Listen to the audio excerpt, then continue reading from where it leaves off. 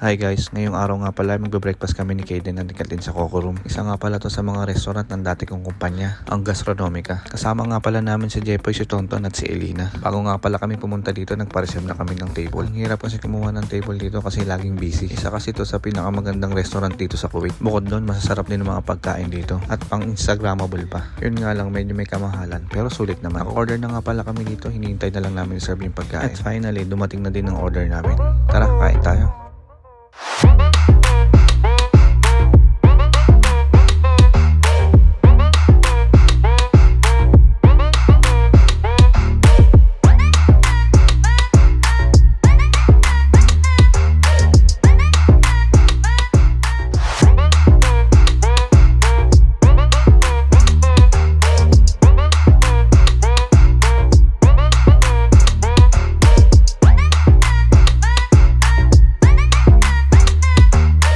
Dumating nga pala dito ang dati naming chef at cute na cute siya kay Kaden dyan. Sabi niya nga na gusto niya na rin magka-baby kaso hindi siya magkaroon dahil stress sa work. Ayaw niya na nga bitawan si Kaden dyan. Gusto niya na nga daw iuwi. Ben mo nga boy.